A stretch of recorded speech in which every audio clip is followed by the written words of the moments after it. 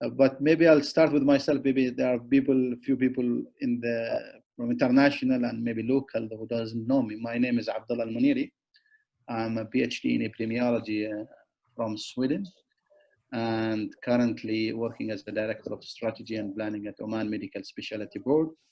That's my government official, but also I am a co-founder Data Academy with Muhammad Saadi and other groups of friends who have come up with this academy to start to build the nations who are equipped with data skills and ability to analyze data and ability to use that data to inform policy and make decisions globally.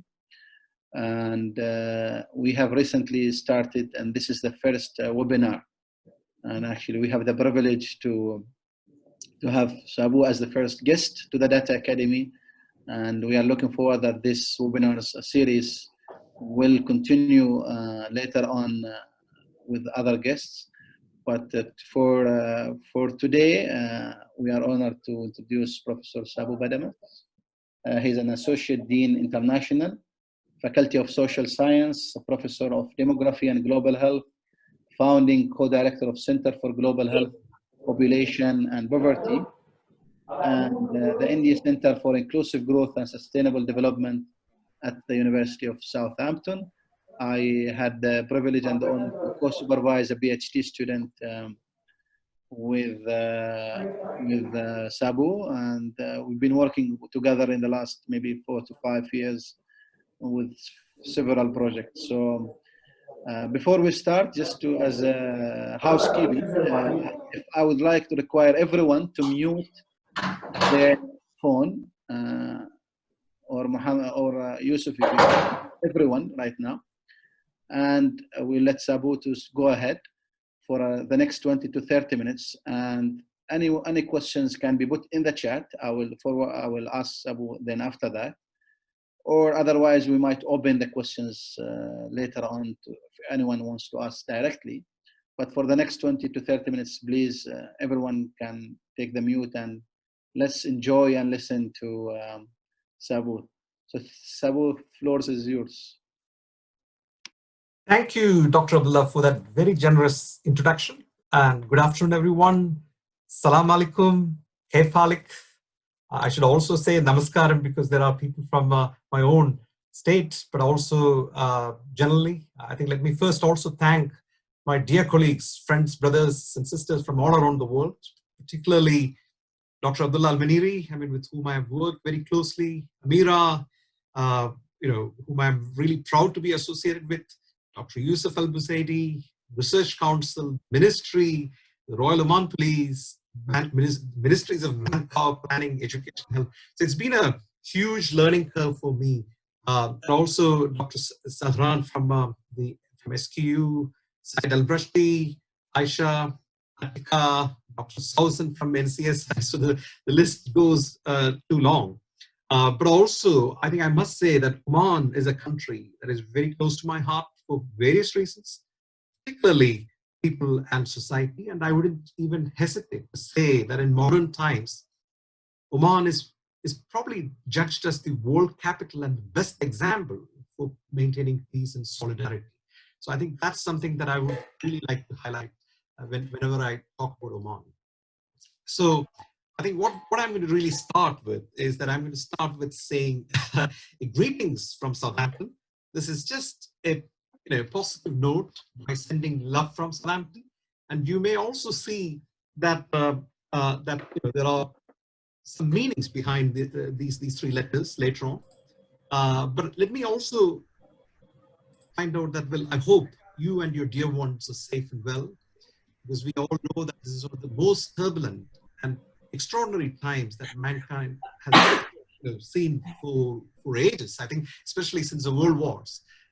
So also wearing my global health hat, please allow me to make it clear.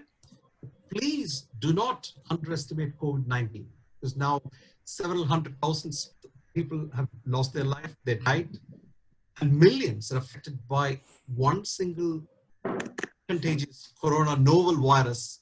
And I think there is, sometimes there is an underestimation of the the virulence of the viral load, and I think that can be dangerous. So let's all hope that we overcome this challenge and return to what is known as a fairer and equal society. And I would also like to start with a disclaimer, because that is very important here, because I'm neither an economist nor an expert in the real business world.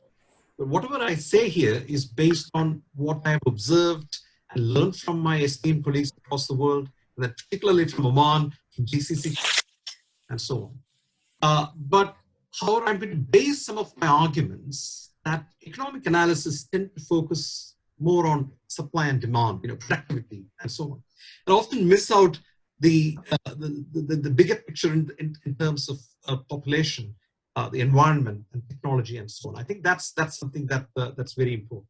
So now here is one a very interesting article published by the Financial Times on the 6th of March this year. So that's actually literally 2 months ago. So will coronavirus change how we live? And the caption underneath is that what seemed like an age of infinite possibilities starting to look much more fragile. And in fact, this was, just 3 months ago. Indeed, the world has changed completely. The coronavirus will influence how we will live, at least over the next few years. I think there is a tendency in human civilization of society to really forget things. But here, this is a virus that we will remember for the next couple of years or even a decade. And also, I'd like to really also start reflecting on the fact that when you imagine the Gulf Cooperation Council countries, or GCC, or Oman, for instance, in the 1980s. If you look at the 1980s, for instance, in the Matra region, there were only a few probably ships, or if not boats, and then it was plain desert, and now that's been transformed into a beautiful country with lots of people and skyscrapers, business establishments, cultural centers, and so on. So simply, the world has changed considerably over the last few decades. But coronavirus is actually given as a wake-up call. Why? Because it has changed the attitudes and imaginations of business, industries, trade and investment from various countries, consumer behaviors, education systems, health systems. So it's, there's a lot of literally all sectors are affected by the single virus. And this single virus also has started questioning our own identities and the reasons for human existence and political changes, etc., political leadership. I'll come back to that later. But as we return from the lockdown, we will definitely see some businesses thriving, some losing, some even disappearing, or even reincarnating in new avatars or models. So I think that is something that we will see over the next couple of months. And particularly, there's a lot of worry. That I had lots of questions from certain startups. I think my response to the startups has always been, startups during these economic recession or these crisis periods will also suffer badly, but those on digital platforms, for example, I think they have probably opportunities than challenges. And in any case, I think the post-COVID, we will have new opportunities, and it all depends on how we seize those opportunities. And the business in the new world after COVID-19 will be inevitably, I believe, it is going to be technology-led. It's going to be data-driven. For example, digital marketing, where South Africa is ahead of the curve in certain areas, including data sciences, web sciences, business analytics, and data analytics, and so on. I think these are going to be quite prominent as we really move forward. Now, I think we don't want to really sometimes reflect on this, but this is a ground reality. GCC oil crash, and in fact, the point is that sometimes when we reflect on this COVID pandemic, we think that suddenly we have a crisis. But in fact, I think in most GCC countries, we've already seen the oil crash that's happening. The oil prices have already collapsed, and the demand is very low due to lower commodity prices across the globe. And I don't think that the recovery of oil is going to be a reality again, because it's doubtful, because I think there is a considerable shift in certain business agenda. And the non-oil growth, as you see here, the non-oil growth, that is going to really grow. And it's already started showing signs of growth. But the debt levels are also increasing. And that is something that we need to really pay attention to. And many GCC countries are now miles ahead in terms of the planning of diversifying economy from oil to other sectors that also includes renewable sectors with more attention to carbon-free technology and environmental sustainability. That you may see here, I don't know whether you can see the pointer here. You can see most countries, Saudi Arabia, Kuwait, Qatar, UAE, Oman, Bahrain. The trend is almost same, but the one red line that you see here is the GDP growth in percent. So that's actually quite fluctuating, and we will see perhaps a bigger picture a little later. So the key questions here are: how did the COVID pandemic worsen the economic outlook of GCC countries? And also, what could be the true scale of this impact? I think that's something this is probably $1 million question. Many people are really talking about that. What is the real scale? And in fact, that it's probably too early to say, but we can actually make some speculations to start with.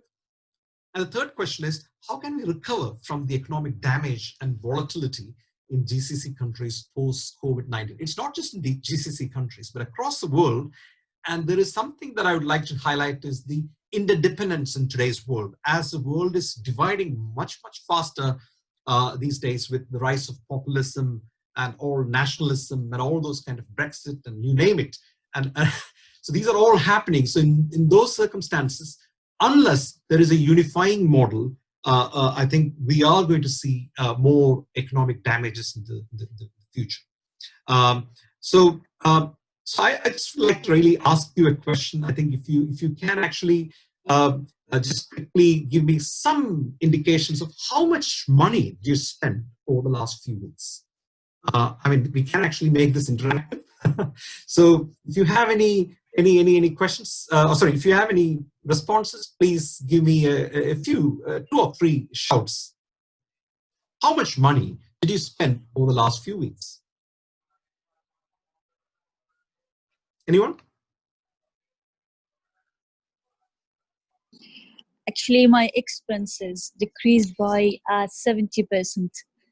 Right. Okay. Because I'm a female, and you know how female are. Money. Right. Okay. So here is one answer, that the expenditure has decreased by 70%. So what are the other answers, responses? Okay. Or let me ask you the other question. Is there anyone who's watching this have not spent any money at all? Yes, it's me, Sabu. Mini. You haven't spent any money? No, nothing. Right. Okay. So or no money. Okay. That money, when I talk about it, it need not be the cash that you're paying, but it can be digital. It can be a digital transaction using credit cards or debit cards. Close to the other credit card. I didn't pay anything. Right. Okay. Great. So anyone else quickly? No? Okay. So I think what I would like to really highlight here is the following. We are spending, I think, of course, the spending has slowed down for a while, but people have been spending quite a lot of money, or there is at least some cash flows that is happening digitally across the world. So, for example, I think we all should be grateful that most of us, we are watching today, or we are here today, we are not deprived of food or any other essential items or consumer durables, but people were actually spending money. Some cash flows were happening, definitely happening. So some people were buying probably toothpaste, to vegetables, to fruits, essentials. A few others buying probably luxury goods, and so on. So the larger supply chain that you see has not stopped at all. So it may have slowed down, definitely, or it has probably deviated from from its normal routine. But it was not. It's very clear that most of these transactions, cash transactions that has taken place, are probably digital. If not really the real money. So there may be some. Unfortunately there is also lots of news. I have heard that some people were deprived of food and so on. I think that's actually sad. But across the board, the larger supply chain was actually functioning in one or other direction. Now I'm coming back to the same love.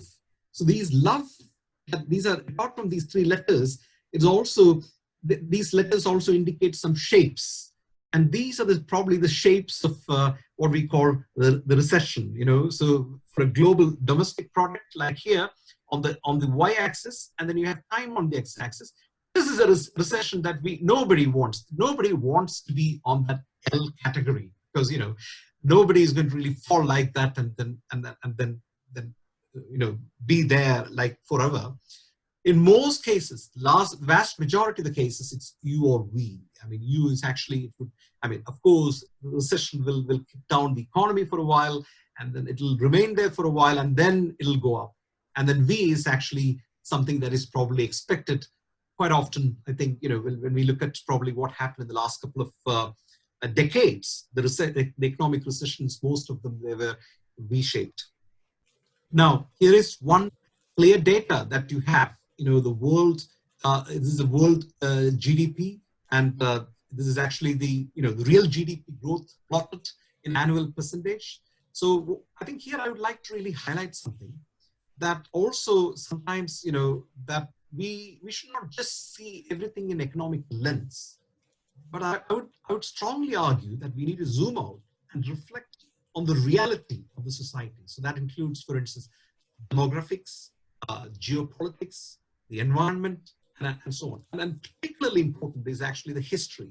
History is something that often we have forgotten. So we need to look back into the history, go back even to a century before. So particularly, for instance, if you look at the last century, it was filled with uncertainty and catastrophic events. For example, 2 world wars. I think that was more than enough. And there were cold wars between the US and Russia and so on. So it has been really phenomenal, I think, especially since the World War, and particularly during the war as well as the post-war. But in the 1980s, we actually saw what is known as a series of geopolitical shifts and influences. And for example, if you look at it very carefully, I think it was in 1973 that the Arab nations particularly banned oil supplies to the United States. And there, it flared up a kind of a business vengeance between 2 continents, the Middle East and the United States. And in 1979, we have also seen probably the oil price, shot up, and then I think there were sort of very clear Cold War between Iran and the US and so on. But 1990s was actually the period of what is known as real globalization, privatization, liberalization. I think that was the decade. So the early 1990s, demographically, was also quite important because it saw some phenomenal change in population distributions across the world. I mean, partly through reduction in fertility and so on, in my area. So that's why I'm really, I'm very passionate about that.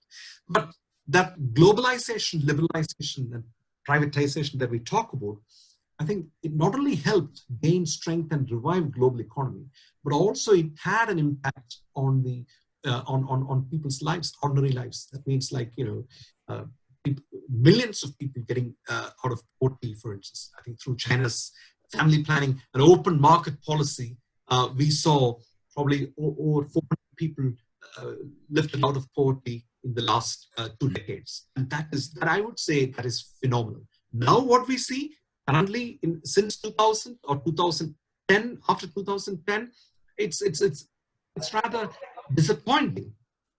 What we see is not just a kind of a compartmentalized globalization, but also a slowing of globalization. And I think there is literature that says it's called slowbalization of globalization, which is really sad and leading to more nationalism, populism, disintegration, of economies and so on. So, which is not really the right thing. So, but if you look at the red spots here on the chart, what you see here in 2000 is actually that was actually preceded by an economic boom in the 1990s, because when we had the globalization that was really gaining momentum, then what we saw was actually a decline, or there was high inflation rates and low unemployment. So the inflation rates was actually one of the reasons why what that triggered the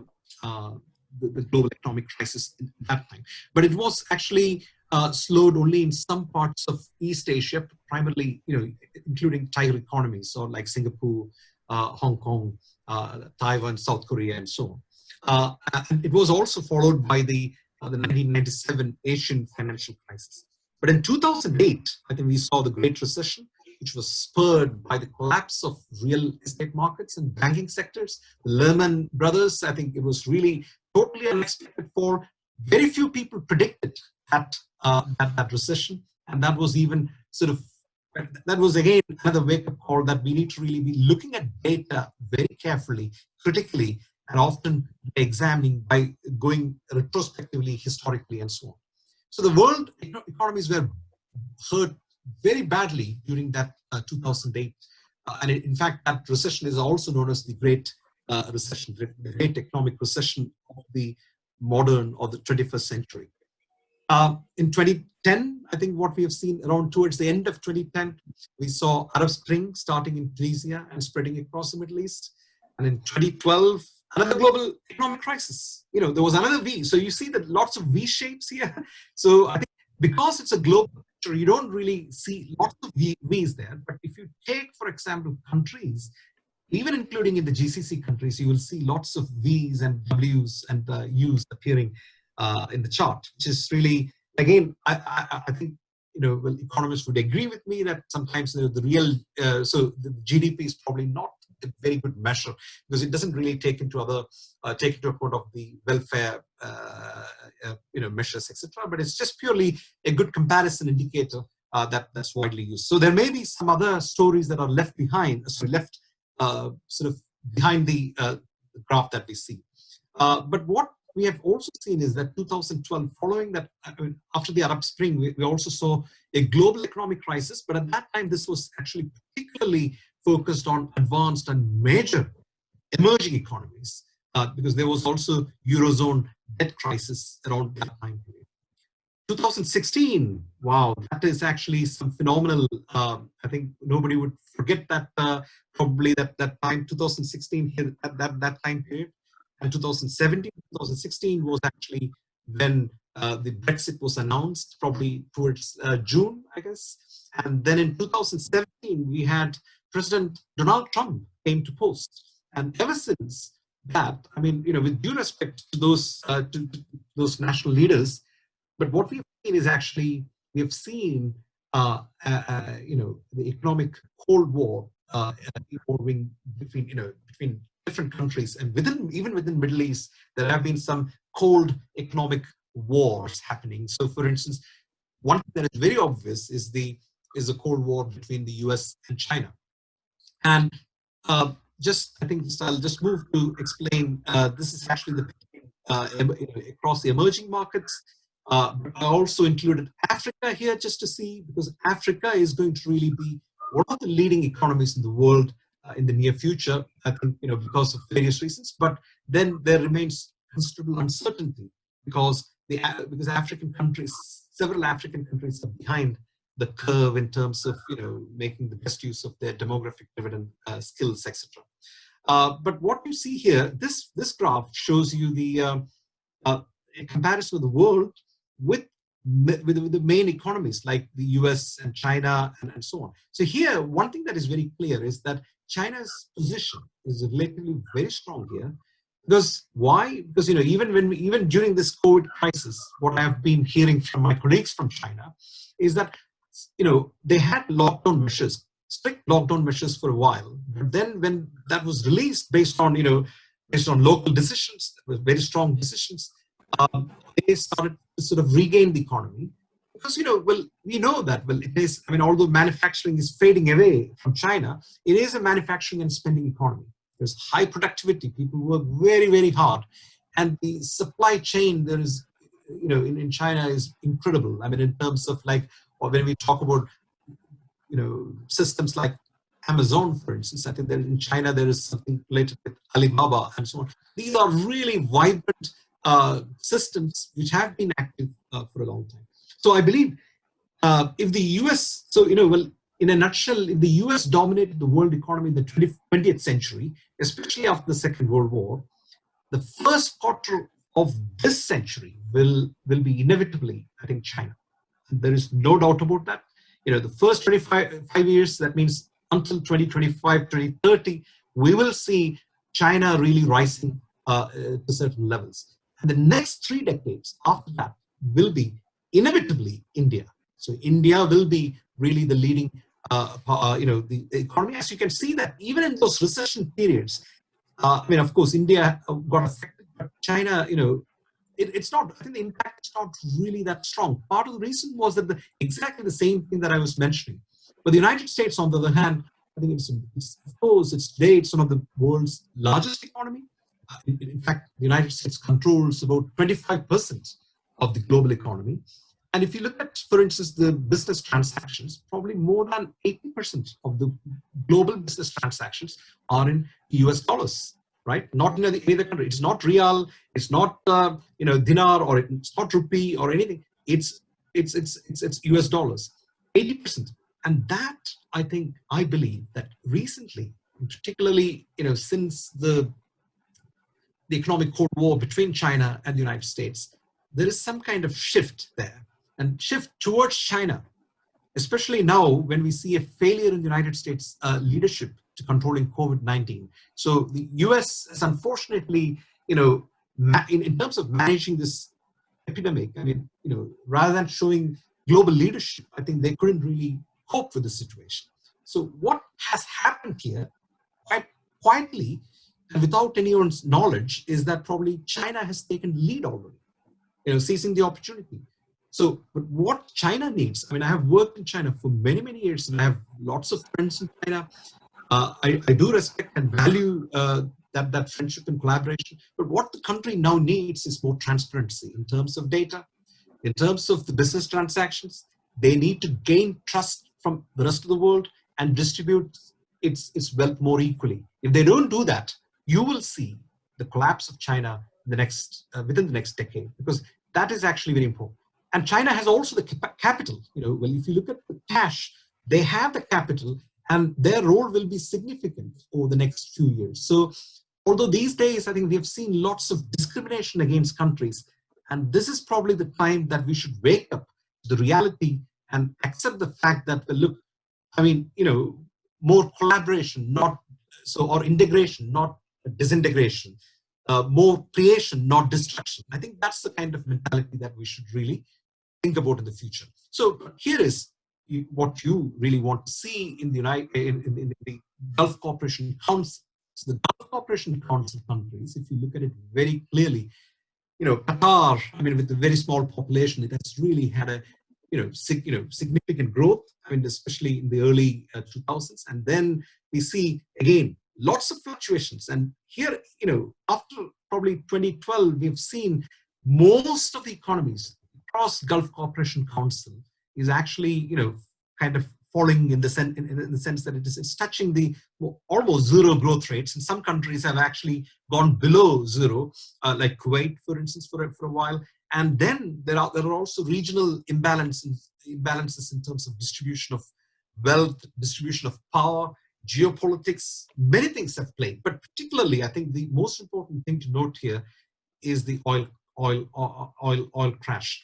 And also, I think we need to be a bit careful of when we talk about the economy in a broader sense, because many countries, particularly Oman, as I know very, very clearly, because I've seen the data. I've worked with National Statistics Center, NCSI, and the ministry, and to my knowledge, I think Oman took a kind of, it was not really, it took a kind of what the best way to describe is that it took a kind of medium kind of trajectory. There are fluctuations in Oman. Oman's economy is actually struggling, but I think there are some efforts that are already in place. But everything is done slowly, carefully, and that's always been Oman. So the Oman that I know has always taken a kind of a laid-back approach, but then, because it's not just seen purely from an economic sense, but you have to also, you're also probably looking at other aspects of the population, like cohesion and, youth, young people, their employment and so on. But job generation in most of the Middle Eastern countries is going to be a significant challenge. I think I need to probably quickly move because I know that we have limited time. But this particular graph shows you the distribution of major economic sectors. So, for example, if you look at almost all GCC countries, there's a good share between industry and services. The services sector are in green, and the industry sector is in this kind of saffron shade. But what you see here is the light blue one is the agriculture. So that's telling us something that is very, very important. So in other words, agriculture economy is almost non-existent in GCC. Apart from the big production of dates and several other kind of important crops, I think GCC agriculture economy has been kind of very, because of, I think there are reasons, because of the climate and other reasons. But what it means is that GCC countries will be heavily relying on food imports from Asia and other economies. So climate change is very important. That is going to play a crucial role. So touch wood, we don't want any major climate change outbreak to happen, probably, or extreme weathers like flooding or high surface temperature to happen over the next couple of months, because if that happens, so if there is a natural disaster or extreme climate conditions, then that will affect the crop production. That means the essential grains will be limited. We will see the prices going up. So, for example, the price of rice or wheat, I think that's going to go up, and the inflation will be high, and so on. So what it means is that, well, we are interdependent. So if there is actually a flood in Pakistan, suddenly we have to think that, well, hey, well, there is something that has happened. So that's the time that looking at a country and saying that, well, look, oh, it's flood happened. Rather than that, I think the world community should really come together and support that country, partly because probably the rice that we're going to eat in the future is going to probably come from Pakistan or India or Bangladesh. So that kind of interdependency is fundamental and crucial.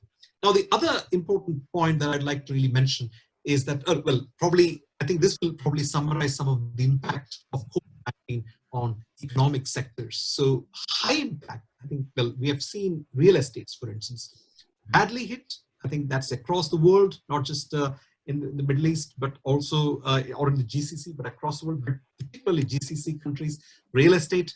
And these are actually, again, I must admit that these are based on speculations, because we haven't seen the full data yet. So we have to really wait for that to happen.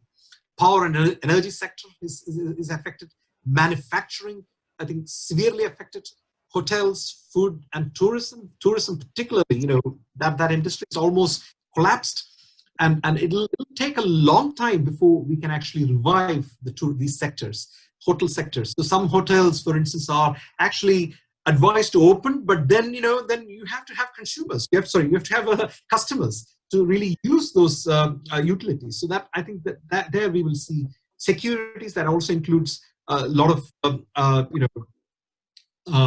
for example, it could be financial, it could be other national securities, etc. Wholesale retail market, and there is a medium effect. The medium impact is also there, and aviation sector that we have seen that's also badly affected. So I think I can hear my own voice reflecting. That's because somebody has switched on their microphone. Could I please request you to switch off your microphone? Thank you. So in the medium impact is actually what we have seen is financial, construction, and retail. Oh, I think we have, so So I think there is I think it seems that there's noise coming from the traffic. Mr. Sarva, can you please switch off your mic? Mr. Selva Mohan, can you switch off your mic? Yeah. Okay. So that's fine. So can you hear me now? Yes. Yes. Okay, Yes. great. So the other sectors, for example, if you look at education, healthcare sector, healthcare sector was particularly badly affected because, I mean, the impact was more on, managing COVID-19 cases and threshold capacity and so on. But in reality, what happened was that healthcare was actually in the dominant. So private healthcare probably, made a lot of fortune there. I mean, that's definitely the case. But I don't want to really talk only in terms of business, but also survival. I think we need to be a bit careful. But on the other hand, agriculture sector is, I think, probably, because it's too early to predict. But particularly in the Middle Eastern sector, I mean, it's probably focused more on, certain specific crop production. But in the Middle Eastern sector, probably agriculture is less impacted by the COVID. The other important thing that I'd like to highlight is the tourism is actually, something that there is actually a golden opportunity for many of the Gulf countries. So, for example, as we see here, Saudi Arabia, for instance, has got about 16.8 million tourists coming annually. So these are all the data that are averaged for the last 5 years. So every year, annually, we are expecting about 16.8 million people coming from different countries to Saudi Arabia. And we know that, well, that's predominantly for the reasons of pilgrimage, Mecca. But UAE, this is particularly Dubai, for instance. I think Dubai, there is a lot of tourism that's happening. Qatar, Oman, another 2.2 million, that's actually substantial. So tourism, I believe that there is actually a huge potential for many GCC countries, but this will also be very challenging over the years to come. Because, what we need to really make sure is that, I think, in order to attract an international tourism, or in order to promote international tourism, what we need to really maintain is regional stability. And I think that will be very crucial. And besides, I think within countries, what we also need to really make sure is eco-friendly tourism promotion, because that is very important. Because I remember that I had the huge opportunity to go for a desert kind of stay with our dear friend Yusuf Al-Buzaidi. I think, and when we were really going through the deserts, we actually came across quite a lot of wastage, plastic wastage on the sand, and I think those, so that there are both internal and external factors that we need to really take into account. And so I think that's probably the economic sector. Now I would like to really quickly touch upon this important issue, which I talked about, the regional instability. So we are now talking about lockdown. And we have been in lockdown for the last, 3 months, or maybe 1 month in some countries. But there are countries which are in lockdown for more than a decade, or more than several decades, we don't know. So, so that is actually very, very important. So Syria, for instance, occupied territory of Palestine, Yemen, and Iraq, for instance, these are countries which have witnessed incredible lockdown. So that means a cohort of children, they lost opportunities for education. And what does it mean? These are people, the people who are alive and surviving in those conditions will have to find opportunities. So there will be a large influx of, let's say, refugees that's actually going to come through. And that will put pressure on the infrastructure and the economic prospects in most of the GCC countries. And and this is actually something very significant, because if regional stability is not maintained, then we will not be able to see a prosperous economic growth for GCC. I think that also applies elsewhere, in any part of the world, but particularly GCC. I think if tourism, for example, is seen as an opportunity, then I think we need to really think about maintaining or achieving some regional stability. Now, I would like to really quick, sorry, this is just a reflection that sometimes, we have also unhealthy competitions that can lead to market collapse and destruction of businesses. And in fact, we have seen several examples. Market dominance could sometimes exacerbate inequalities, because income inequalities and so on. In Dubai, for instance, we have seen extremes of life. People who are in the, in the extreme upper class. So sometimes even we know that will probably 90% of the income is held in one, in that 5% or smaller percentage of the population, and that is not right. I think that's something that could even lead to another global economic or even political crisis. Now, just quickly to sort of take you through some of the population measures, we need to be thinking very carefully, because here we have got population of Saudi Arabia, which is actually the highest, which is 34.1 million. But across I think if you put all these countries together, GCC population is about 54, 55 million. And that is actually, probably less than the size of the UK population, or, probably, I think if you look at it, 6 times is the size of the US population. So, the population distribution is going to be quite important. And some of the countries are small, in fact, including, Oman and Kuwait and Qatar, for instance. Qatar is a very strong economy. It has been a strong economy for a while, but its population is. The other important fact that we should always remember is that when you look at what is in the bracket, in the percentage shows you the percentage of people who are non-citizens, or in other words, these are the people who are expatriates who are working in the country. So in Oman, 1 in 2 population, 1 in 2 of the, if you take one out of 2, they are working. So they're from another country who are working in the country. So when you take, for example, that in the case of United Arab Emirates, that also includes, the 5 small countries, including Dubai, Sharjah, Abu Dhabi, and so on. 88.5%. So 90% of the population are actually expatriate population. And that is also the same in Qatar. 89 to 90% are really, are expatriates. And that, I think I would say, these non-citizens as well as citizens together, that working age population, that is the real economy. So if you're really thinking of a GCC economy at the moment, is not just oil. Oil is, of course, important, and we know the oil challenges, but also that workforce is extremely crucial. And how we work out that workforce is actually, that is the real economy. Now, we know that, COVID-19 has forced the expatriate workers with very little choice but to return to their countries. They had gone back to their countries. But because also, we have to also think in terms of the income growth in other countries, source countries, that is changing rapidly, positively. So GCC could potentially miss out an opportunity, particularly if it is looking for promoting skilled labor, like for instance, technology-led or technology-led manufacturing or technology-led growth.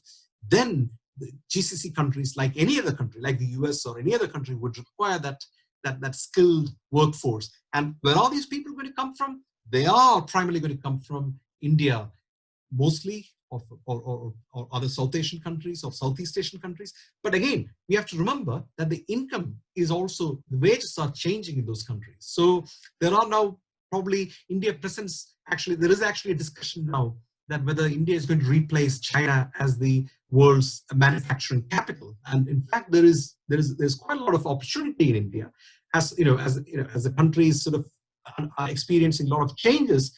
I think there is an expectation that India could actually use that skill force not only for its own, for the country, but for the rest of the world, particularly for the Middle East, because there is a close relation between all GCC countries and India. And I think that's so particularly from the state where I was born and brought up, Kerala state, there are very interesting initiatives. So one is called the Additional Skills Acquisition Program. It's actually a business incubation skill upgradation program by the Department of Higher Education of the government. And that's really making revolution, that in the sense that it's producing lots of young people with additional skills. So personally, I know, for instance, I think I work very closely with my colleague, Mr. Amajit Singh, who is actually the CEO of the India Business Group in London. So we work together with India Center Southampton. We have started working together on these opportunities. So in terms of opportunities, there will be plenty of opportunities. And there could be even opportunities for potential outsourcing. For instance, some of the countries, if, for various pressures, I think they could potentially, GCC countries could potentially outsource some of these technical, jobs that demand more technical input can be actually shared or, with other countries. So I think that's something that is very, very important. So I believe that there is also the gender in fact that is very important in the Middle East, particularly what the world would like to see is actually lots of business leaders, representing the female population, and that gender equality is also quite important. And I think there is a lot of changes that are happening, but sometimes, when you look at these data, the changes are a little slow. But females, I think, I call all our females to really come forward and take leadership positions. And I think that will drive the local economies. So this is just an illustration of Qatar population. So Qatar, this is even if you include citizens and non-citizens, you would see that it's predominantly male population, and they are young. Sorry, I need to really make an important observation here.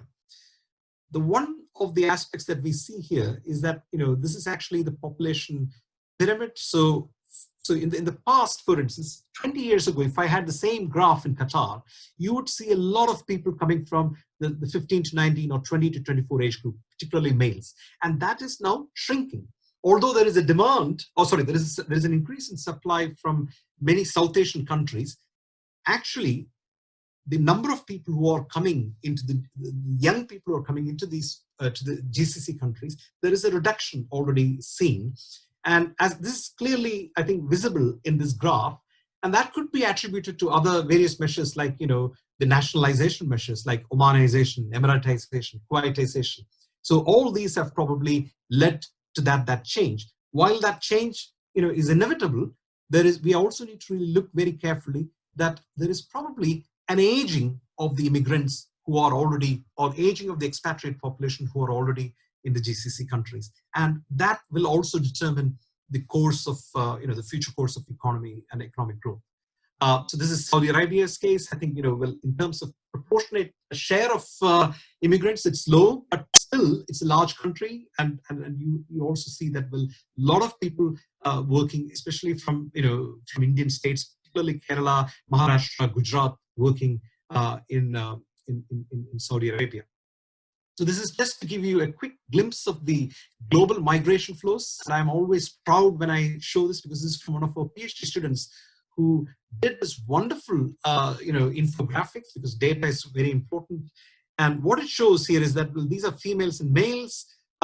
So we have so if you look at Southern Asia, South Asia, so that also includes the countries that I mentioned before. So the size of this ribbon indicates the size of the flow. So that means the size of the immigrants. So that means that you would see that, most people, I think if you look at, what is that? So this is Western Asia, that includes also Middle East. So most of the migration is happening within Western Asia or Middle East, but that significant proportion is actually coming from Southern Asia.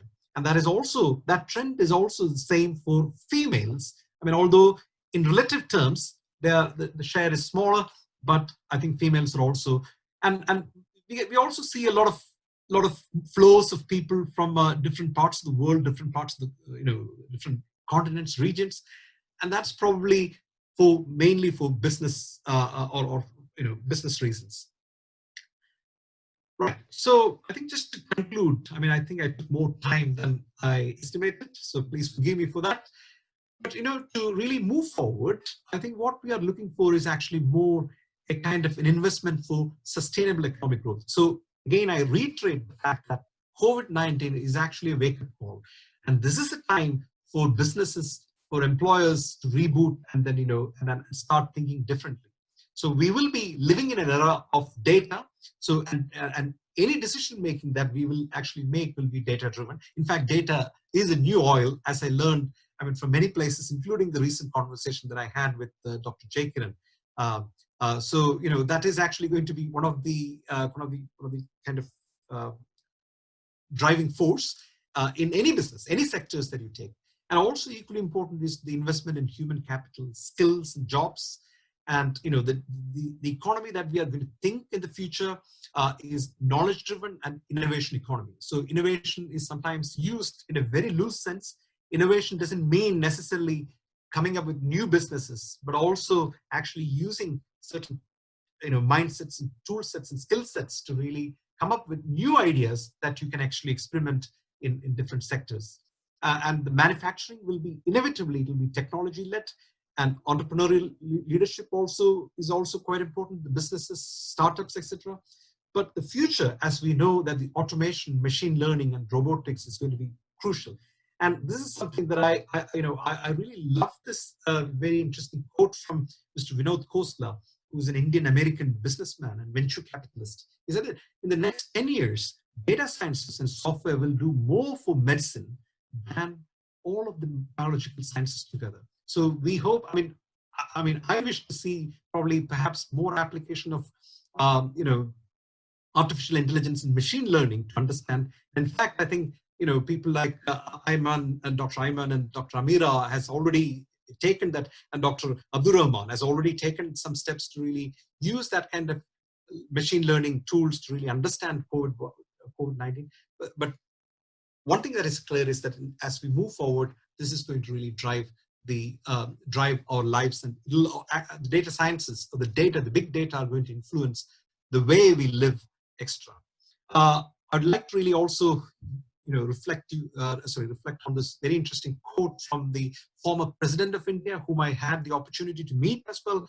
I mean, very down-to-earth person, but someone who had a vision for not just for India, but also for the rest of the world. And he made this point very clear. Every nation has a character, a unique attitude which governs how it deploys, how it skills its human resources, and develops its resources for its economic wealth. And we call this the positive attitude of a nation. And that what it means is that these are the nations which will be open to new ideas. They'll handle failures better. They'll promote a culture of enterprise. They'll be looking upward, you know, in terms of learning opportunities.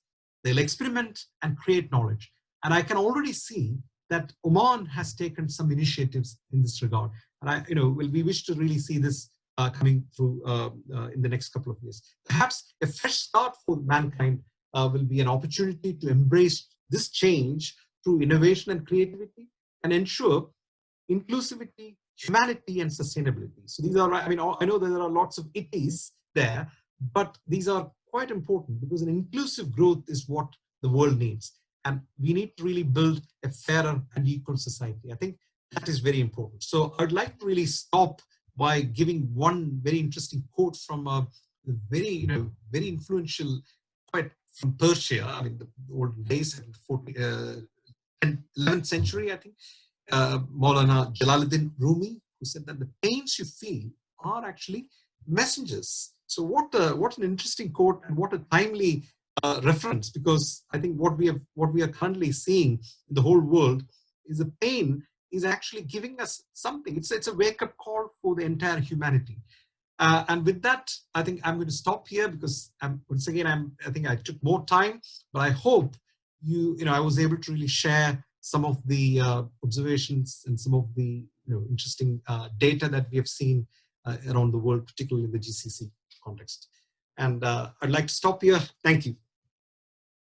Thank you so much, Sabu, for the very interesting presentation and discussion that you went through. And I'm sure that there will be some questions in the minds and the heads of the people who are attending this. So I would like, if one of the participants would like to ask any question, just please either you raise your hand and then we can allow you to speak, or you could put your question in the chat and I can take that directly with Sabu.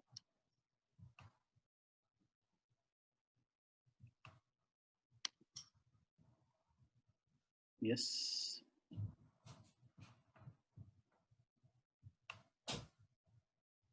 عبد الجليل ما عندك شيء؟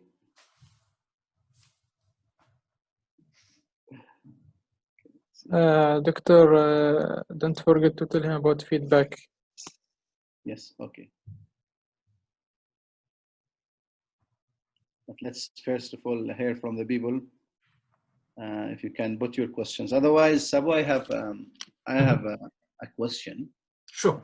And you know, there is a say from Lenin. He says there are decades where nothing happens, but then there are weeks where decades happen. Right. Yes. And I think over the last few weeks, so many things happened. And I think this economic crisis has accelerated lots of changes within countries and between countries. From your point of view, what do you see that things will move fast over the next few weeks? You know, I can see, for example, I can give the example of remote working. It was very slow at the beginning. Companies were, many of the companies were not taking it seriously. Governments, for sure, they were not considering it at all in even their laws and bylaws and everything. And all of a sudden now it's becoming the new norm, and within few weeks people started to work from home. So there will be some other aspects in our lives that might be changed with this crisis and accelerated change. Yeah, you can reflect on that. Yeah, absolutely. I think, well, although it is only two to 3 months, I think we have lived through a decade of, that quote is very relevant here. But absolutely. So I think, again, what we would expect, I mean, I'm probably, I don't know whether it is appropriate to say this here. What we need is actually in these crisis times, I mean, A, we don't know much about this virus, and B, we don't know actually how it is impacting different. So during these points, we need more leaderships, leaderships from the government. So firm leaderships from governments and firm actually instructions, clear communication is something that would really help societies. So there are some good examples, even including in Taiwan, for instance. In Taiwan, they managed very well. Singapore initially managed very well. South Korea, definitely, I think it was really, firm decisions and that leadership at the highest level. Kerala, for instance, I think the health minister and her team really did wonderfully, I mean, in terms of managing this, because, Kerala is actually quite, I mean, it's not like, I mean, it's definitely, we cannot compare Kerala with Oman or any other country, because I think if you look at the global mix of populations, I think GCC has much more share than Kerala. But yet, I think because of awareness, I think we need to really build that awareness, public health awareness in populations. And we also need strict enforcement measures, and that should come from the highest level from the government, but also business communities. I think we have seen a lot of business communities coming together, but they could actually come and any alliances that we think about, like for example, WHO, EMRO, or GCC, for instance, the GCC headquarters could actually come with a solid plan, providing instructions so that all countries follow the instructions and manage this crisis more effectively. I always believe that no one is safe until everyone is safe in this crisis. So, we have to, there's no point in only saying that, look, I am safe. We have to make sure that the entire community, or the world is safe. Otherwise there's no point, because we will have probably a second or third wave of infections. Yes. There's this question here from Shetra Grace. Yes. Thank you for your very interesting talk. Can you please shed more light on the positive impact of COVID-19 and how can we make the fresh start from there, like less air and water pollution, less road injuries, and etc.? That's an excellent question. Thank you, Chitra. I think we all want to really think positively. And in fact, as I mentioned before, COVID-19 has already, it is definitely a wake-up call, because all of a sudden we talked about the sky is blue now. We hear more birds now. All this, the environment is more clean now, and that's mainly because that the human activities. So primarily, so what we have learned from this COVID is actually everything that we have seen, the adverse impact on the society, community, etc., are attributed to what is known as, are attributed to anthropogenic factors, man-made factors.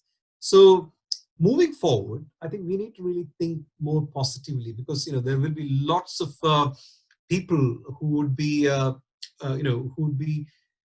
who are probably bereaving at the moment. Well, they have lost their family members. So we're talking. My own colleague, I think, well, his medical doctor, his nursing staff, 2 of them, they passed away, and that, I think that's it's. So we have lived in darkness, and we have to come out. So it's just like, it can't be night all the time. There will be sunrise, but when the sun rises, I think we need to reflect, and we need to be grateful of the fact that, well, we are so lucky to be, to be alive and to be coming out of this crisis. That's one. Second, there's no point in rushing. I think everyone seems to be on the rat race. I think when we talk about global economy, everything. So in China, for example, we've seen, interacting with many colleagues, I think one thing that is primarily inbuilt into the society is finance and money. That economy is everywhere. It's economy. That alone is not life. So we have to think of new ways to really manage and maintain work-life balance and so on. So I don't know whether I answered your question, but I'm optimistic that the businesses will return, but it'll be, I think it is not going to die off. Some will, unfortunately, but those businesses that are returning will definitely, revive in new forms, new models. All right. So Abdul Jalil is asking a question. Thank you, Doctor. Can you please shed some light on inflation's trajectory in the near future and how that will impact investments? So this is basically finance question. Yes. I think let me try my best. I think to answer that question. So inflation, I think again, that depends upon the sector performance, but inflation is definitely one area that we will see inflation. If there is some climate change events in many parts of the world, we will see inflation first on food, and I think that is going to really be very crucial.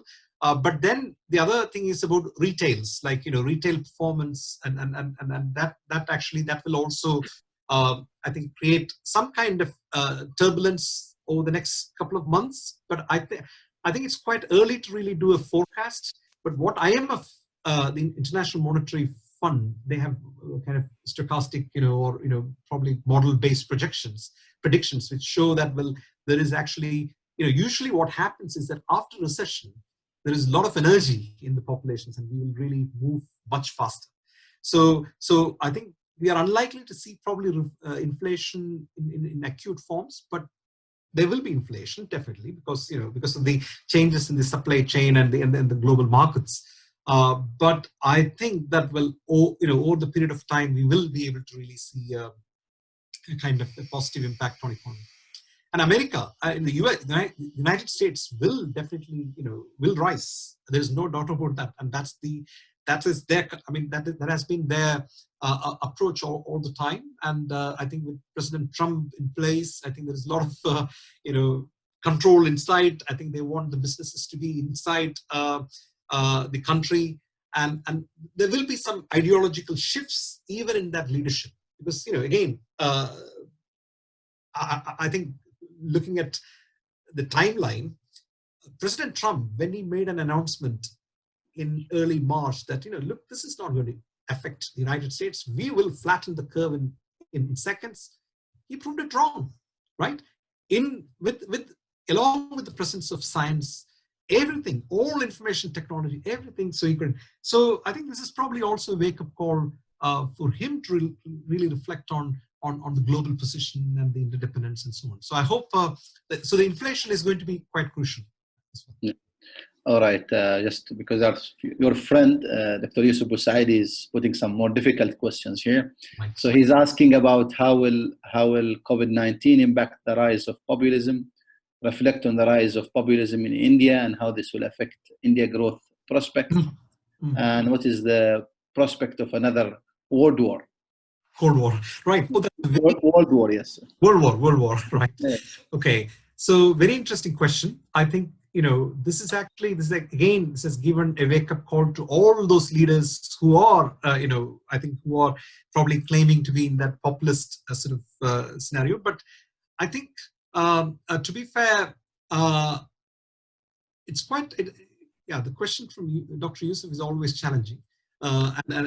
And I need to be a bit careful as well when I speak. But, you know, if I speak my heart, I would say that there will be kind of significant shifts in the political, structures, or the way that because people today have lots of information just in hand.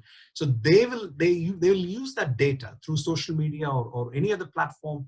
They will make decisions. So in places which are really where the democratic, you know, systems are in place, the people's voice will be heard much louder.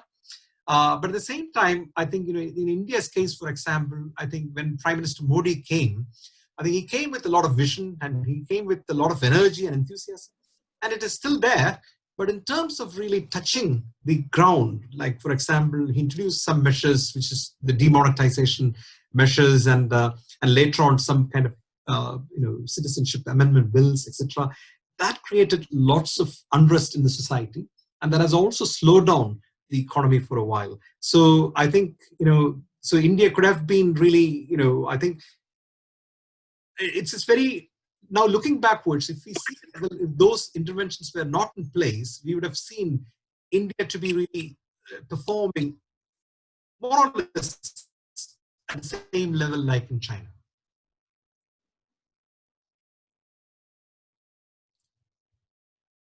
We'll take the last question from Ibrahim Al-Hosni. He says, how long it will take for Oman to build the data systems that can help in decision making in the right way? Sorry, could you please repeat that? How long it will take to Oman to build a system for data that can inform or help decision making? Oh, very good question. I think, thank you for asking that question. Indeed, I mean, you know, I think probably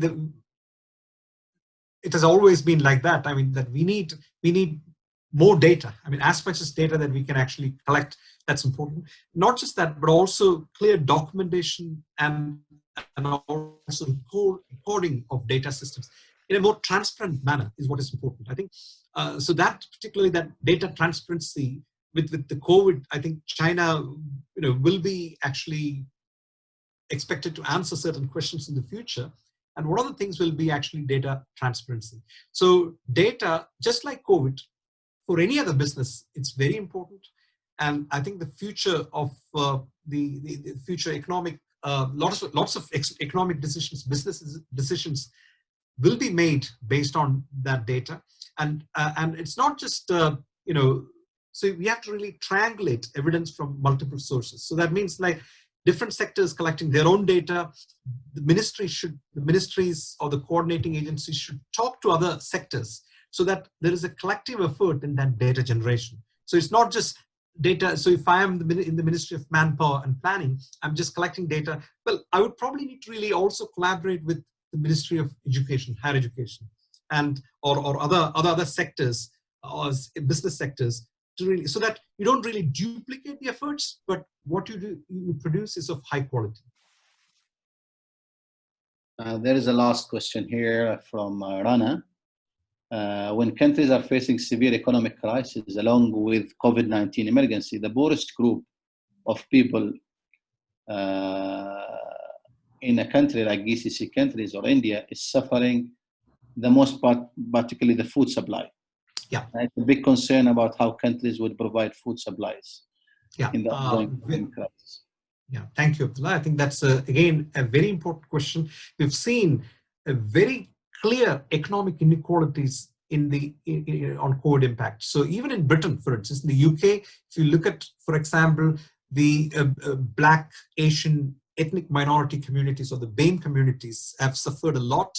So if you look at the number of people dying or the number of people who are being infected, tested and infected, we can see that that there is an increase in that kind of content. So definitely, I think the poor are vulnerable as always, and I think that's something that the governments would need to really also reflect very important, very quickly and address this, because the thing is that, as I mentioned before, not everyone is safe until so you have to make sure that everyone is safe, and that is very important, and particularly the poorest people who are really who are deprived. And what we have also seen during the COVID crisis was actually a deprivation of nutrition. For instance, young children, I mean, have lost opportunities in some countries. For instance, I know, for example, in Nepal, I think I was working with recently on a paper with the Department of Public Health, and I think what I noticed was actually quite surprising, that there is actually a significant impact on nutrition of the population. So definitely, so in these crisis times, probably at least the government should really make sure that essential supplies are maintained and distributed more equally, and probably targeting more on the marginalized and vulnerable populations. All right, Sabu, I think we took a lot from your time. Thank you so much for your presentation, and it was a really very interesting discussion.